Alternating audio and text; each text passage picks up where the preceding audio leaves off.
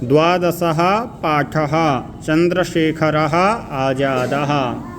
आज हम 12वां पाठ पढ़ेंगे और 12वें पाठ में हमारे चंद्रशेखर आज़ाद, जिन्होंने स्वतंत्रता की आज़ादी में मुख्य भाग ग्रहण किया था, यानी कि मुख्य भूमिका अदा की थी इन्होंने। ठीक है।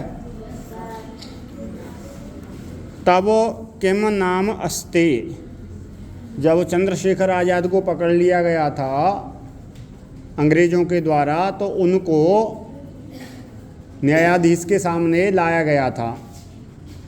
फिर न्यायाधीश ने चंद्रशेखर आज़ाद से प्रश्न किए। तो सबसे पहले प्रश्न किया था न्यायाधीश ने, तब किम नाम अस्ति, तुम्हारा क्या नाम? तो चंद्रशेखर आज़ाद ने बोला आज़ादः, मम नाम आज़ादः, मेरा नाम आज़ाद। कस्तव पिता, अच्छा तुम्हारे पिता का नाम क्या है, या तुम्हारे पिता कौन हैं? तो उन्होंने कहा स्वाभिमानः, मेरे पिता स्वाभिमान। आगे कह रहे हैं क्व निवास स्थानम, तुम्हारा निवास स्थान कहाँ है, कहाँ रहते हो भाई तुम? तो इन्होंने क्या दिया प्रश्न का उत्तर? कारागारः, मेरा निवास स्थान कारागार।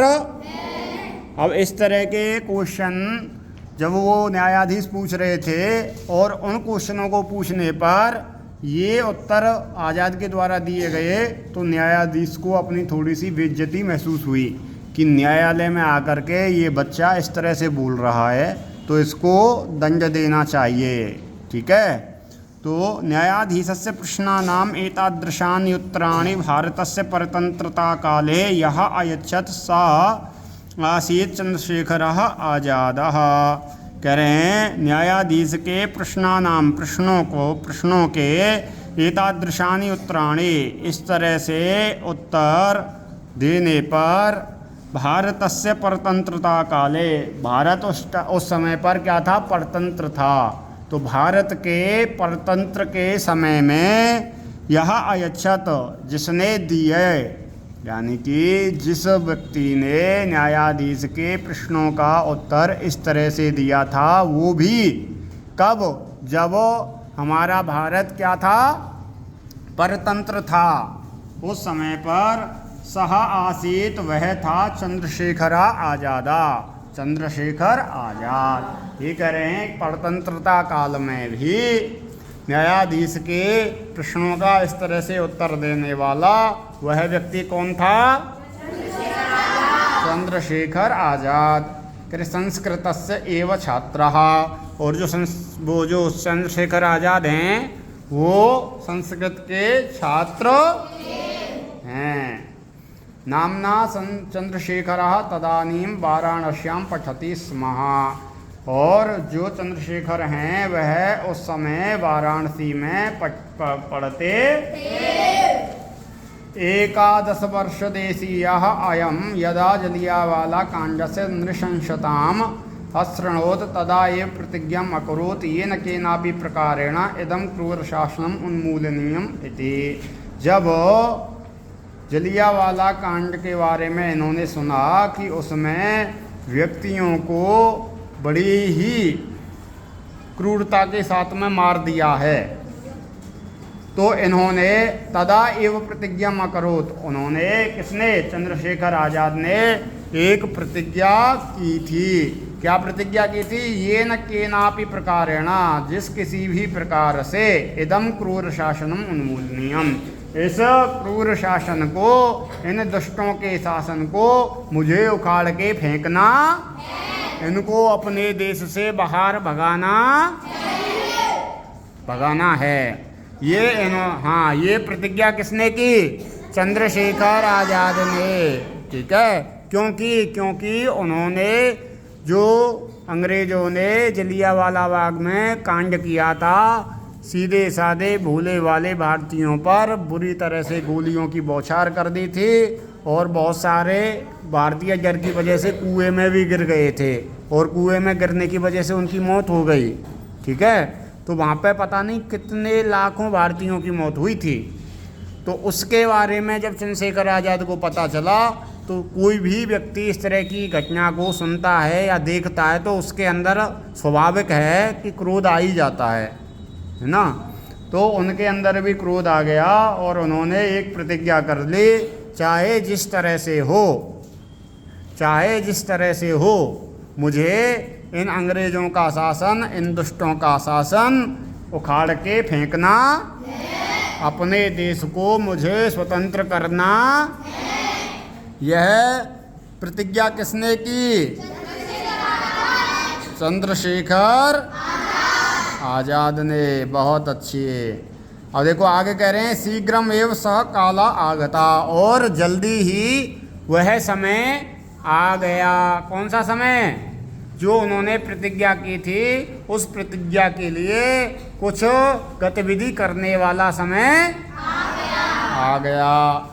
आगे कह रहे हैं, भारते ब्रिटिश युवराज आगच्छात, भारत में ब्रिटिश के युवराज, ठीक है, अंग्रेजों के राजा, अंग्रेजों के युवराज, युवराज उसको बोलते हैं जो आगे राजा बनने वाला होता है, ठीक है। तो आगच्छत आए हुए थे, शासनेन तस्य सत्काराय आयोजनम कृतम, और शासन के द्वारा उसके सत्कार के लिए आयोजन किया गया, ठीक है। जब भाई उनका ही राज्य है और उनका ही युवराज अगर बाहर से आ रहा है तो वो उसके सत्कार के लिए व्यवस्था नहीं बनाएंगे? हाँ, तो वही काम किन्होंने किया? अंग्रेजों ने किया। और देखो आगे कह रहे हैं, शासनेन तस्य सत्काराय आयोजनम कृतम तस्य बहिष्काराय भारतीयाः जनाः निश्चयम् अकुर्वन्, और भारतीय जो व्यक्ति थे, भारतीय जो जन थे, उन्होंने क्या किया? उनके बहिष्कार का निश्चय किया। किसके बहिष्कार का? हाँ, ब्रिटिश युवराज के बहिष्कार का निश्चय किया कि ये भारत आएंगे और यहाँ की जो गवर्नमेंट है, अंग्रेज सरकार जो है, वो इसके सत्कार के लिए व्यवस्था कर रही है और हम क्या करेंगे? हम इसका बहिष्कार करेंगे। हाँ, अब वाराणस्यां क्वींस कॉलेज इति नाम्ना ख्यातस्य संस्कृत विश्वविद्यालयस्य प्रांगणे आजादः बहिष्कार आंदोलनं संचालयत्। करें, क्वींस कॉलेज इति नाम्ना ख्यातस्य संस्कृत विश्वविद्यालयस्य प्रांगणे, क्वींस कॉलेज के या क्वींस कॉलेज नामक संस्कृत विद्यालय के, संस्कृत विश्वविद्यालय के मैदान में, ठीक है, आज़ादा बहिष्कार आंदोलनम संचालयत, आज़ाद बहिष्कार करने का आंदोलन संचालित कर रहे। कौन सी जगह? वाराणसी के क्वींस कॉलेज नामक ख्याति प्राप्त संस्कृत विश्वविद्यालय के मैदान में चंद्रशेखर आज़ाद उस ब्रिटिश युवराज के बहिष्कार के लिए आंदोलन चला रहे थे। तदा अल्पवयस्कमपि एतं राजपुरुषः कारागारे अपातयन्, और उस समय पे क्या हुआ? छोटी आयु में ही एतं राजपुरुषः कारागारे अपातयन्, और इनको राजपुरुषों ने कारागार में डाल दिया। भाई देखो, ये नियम होता है ना कि बच्चों को कारागार में नहीं डाला जाएगा, तो उस समय पे चंद्रशेखर आज़ाद की जो आयु थी वह कम ही थी, वो बच्चे ही थे। लेकिन वहाँ की गवर्नमेंट ने क्या किया? जब उनको पता चला कि चंद्रशेखर आज़ाद बहिष्कार के लिए आंदोलन कर रहा है, तो उनको उठवा करके और कारागार में डाल दिया। आगे कह रहे हैं ये, कतिपय दिनांतरम च तम न्यायालयम आनयन, और कुछ दिनों के बाद में उनको न्यायालय लाया गया। किनको? चंद्रशेखर आज़ाद को, ठीक है। उसके बाद में कह रहे हैं ये, न्यायाधीशः तम 15 वर्षीयं बालकं तथा विध उत्तरदानेन उद्दंडं ज्ञात्वा क्रूरतया दंडितवान्, 15 वारं वेत्रदंडेन ताजयित्वा कारागारात् निष्कासयिषि। तो देखो, सबसे पहले जो उत्तर दिए हैं ना, इस तरह के उत्तर सुन करके, किससे? उस बालक से। किस बालक से? चंद्रशेखर। हाँ, उस समय पर चंद्रशेखर आज़ाद की कितनी आयु थी? 15 वर्ष की आयु थी। कह रहे हैं कि उस तरह के 15 वर्ष के आयु के बालक के द्वारा इस तरह से उत्तर मिलने पर किसने, न्यायाधीश ने उनको समझा कि ये ना उद्दंडता कर रहा है। क्या कर रहा है ये? हाँ, उद्दंडम ज्ञात्वा कि ये बालक क्या है, उद्दंड है, यह बालक ठीक नहीं। यह जान करके क्रूरतया दंडितवान, क्रूरता के साथ में उनको दंडित किया। क्या दंडित किया जी? 15 वारम वेत्र दंडेन ताड़यित्वा, 15 बार, क्योंकि इसकी आयु कितनी है? 15। तो उन्होंने कहा कि इनकी आयु 15 है, तो इनको 15 बार ही वेत्र के दंड के द्वारा ताड़यित्वा मारकर कारागारात निष्कासय इति, कारागार से बाहर कर दो। तो बेत के डंडा से उनको 15 बार डंडा मारने का आदेश दिया। अब लगा लो तुम, डंडा भी ऐसे नहीं कि कपड़े पहन रखे और डंडा मार दो, पूरे कपड़े उतार करके, हाँ पूरे कपड़े उतार करके डंडे मारे जाते हैं।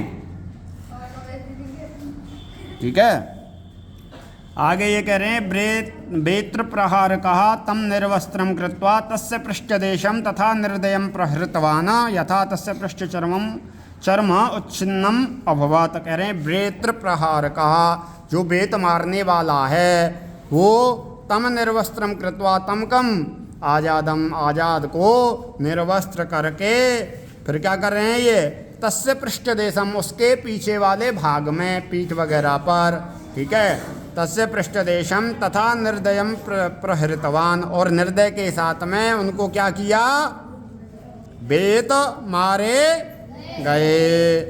ठीक है, पीटा गया किनको,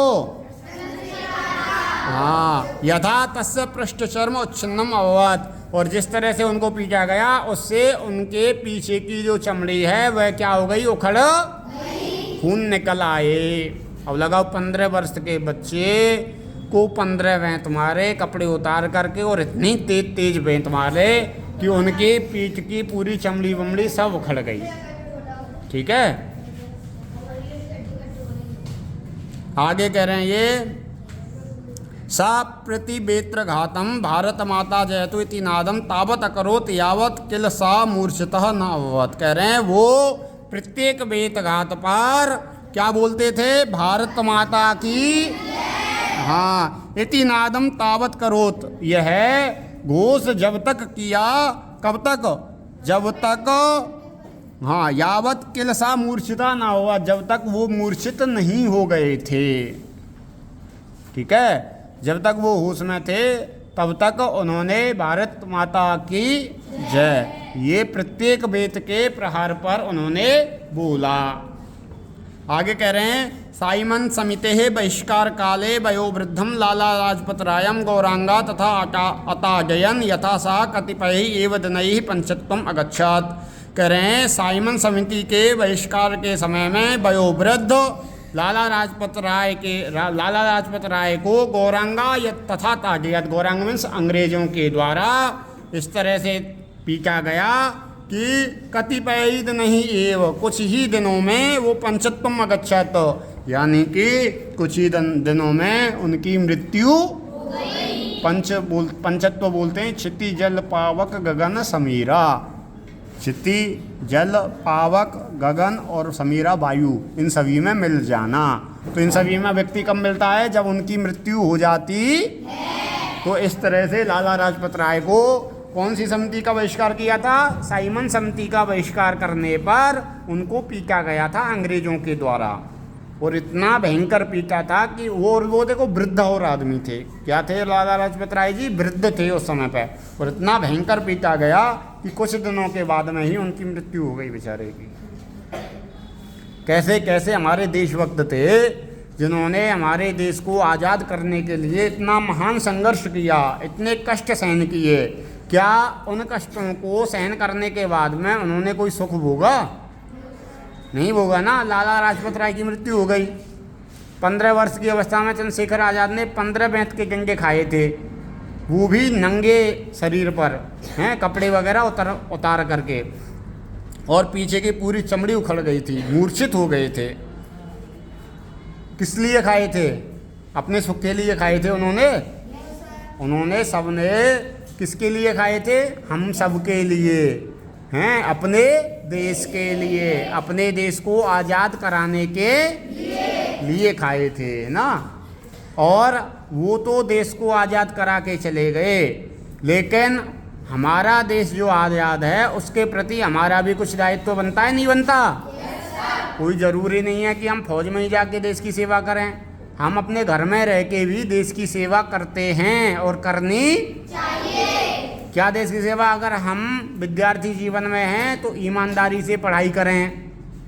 अगर हम ईमानदारी से पढ़ाई करेंगे और फिर अच्छे अवसर वगैरह बन जाएंगे, अच्छी नौकरी को प्राप्त हो जाएंगे, तो उससे भी देश की वृद्धि, उससे भी देश की सेवा।